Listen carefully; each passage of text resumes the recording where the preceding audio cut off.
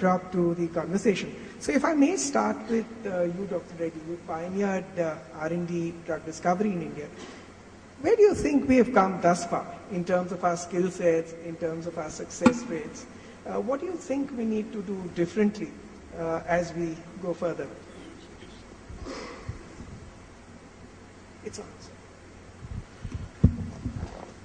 The fact of the matter is that there is no product that has come out of the R&D of Indian pharmaceutical companies. But that doesn't mean that we are not capable of bringing a product to the market. We have demonstrated in many ways, not only Dr. Reddy's lab, but you have other companies like Glenmark, etc. Now, why is it that we haven't got a product? I have started the drug discovery in '94. The reason is that it's a very risky affair.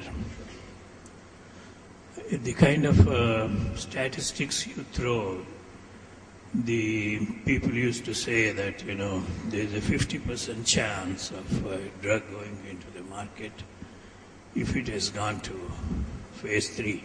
Yeah. But look at our misfortune. Novo Nordisk, which is basically a biologics company, insulin producing company, the first small molecule which they attempted to develop was Centroman, which they licensed from CDRI. And the second molecule was mybalaglitazone. And third molecule was ravaglitazar. If the success rate is 1 out of 2, at least one should have gone from 3, but none has gone into the market at all. This is rather unfortunate because, we created history in drug discovery in the sense that we not only discovered one of the safest PPAR gamma activators, but we discovered a new class actually, the dual PPAR alpha gamma activators, and it was supposed to be a blockbuster drug, ravaglitazar, and after completing 90% of the development work in phase 3, one fine morning we find that in the long-term carcinogenicity studies, it produced tumors. There's nothing you can do. There's no way anybody could have predicted this much before, and it's gone. And it hurts me so much because they always say, the people, wise people say that you continue to stick to what you know best. So I stuck to what I knew best, that was PPARs. I had started with PPAR gamma activators. I went into dual PPAR alpha gamma. I went into again in predominantly PPAR alpha because there were only fibrates for 35 years. And I said, let us discover a new chemical entity out of this. And then we went into pan-PPARs. Almost 80% of my work was on PPARs. And we were front runners, and the only company who had more number of molecules was only GSK. We had as many as 6 molecules. But today, look at our what happened to this series itself. Now, for the last couple of years, our aim is to actually discover non-PPAR insulin sensitizers. The first test that we put through for all our molecule is to make sure that it is not PPAR activator. See the misfortune. So the whole of almost 10 years of work has gone up in flames. But that is the risk that you have to take, and as Boba has pointed out, the productivity has come down by half, which means your cost of production should go down by half, and it is possible. The several Indian laboratories are able to do it. We have ourselves demonstrated we can do it 1/3.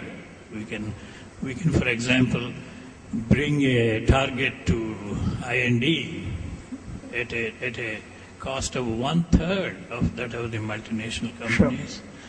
And obviously you can increase the productivity if you completely outsource, the same way as IT industry has done. Perhaps India may be the answer for this problem. Yeah. Just to get you in there, Mr. Brar, in your previous life at Ranbaxy, you were a fully integrated pharma company. In your entrepreneurial venture, it's services, and India traditionally has done exceedingly well in services. Dr. Reddy talked about the risk. So, what about the mode of getting into services and having a discovery program or partnering for a discovery program? Do you think that is a risk mitigant and we will get there? We are noticing a trend where our clients or our customers are themselves demanding integrated programs. As the pressures on them mount and their pipelines are drying up, contrary to what the view was 5 years ago, when a client said that if you are discovering or you are giving an integrated solution, you are competing with us, and therefore there is a conflict of interest, and therefore we will not do business with you. There are some clients still who maintain that kind of a stand. But generally speaking, as their pressures mount, they are looking for more risk to be shared by us. They want more responsibility and outcome to be given from us. And therefore, also the Indian intellectual property regime implementation has helped. There is general consensus, there is general comfort level now with the big pharma that India by and large will implement and enforce intellectual property laws and enforce them diligently. In fact, in my discussion with some of the CEOs or CSOs of big pharma, they feel that our implementation is much better than some of the competing countries. So with that comfort and the pressure, we are now being asked to do collaborative research programs, to do more and more risk sharing. And therefore, I feel that a lot of technology and knowledge transfer is going to take place in that process.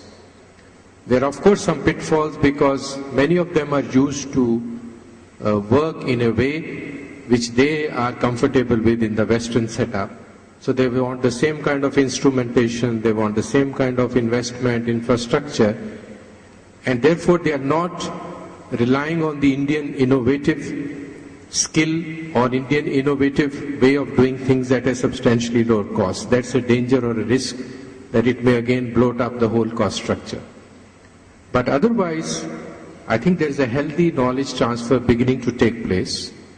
And as Dr. Reddy would know that currently, in my estimate, there is something like 95 or 100 drug discovery programs being run by Indian companies.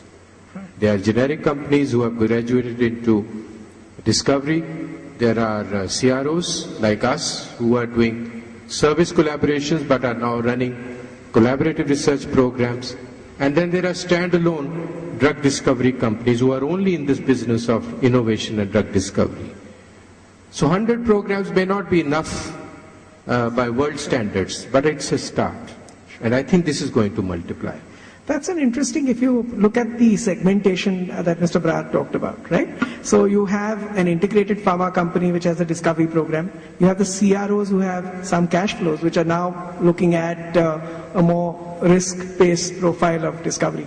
And then you have the standalone. Now in your new role as Mr. Venkatadri, as a venture capitalist and as a private equity player, do you think the investing community has the appetite to fund such R&D programs? Or when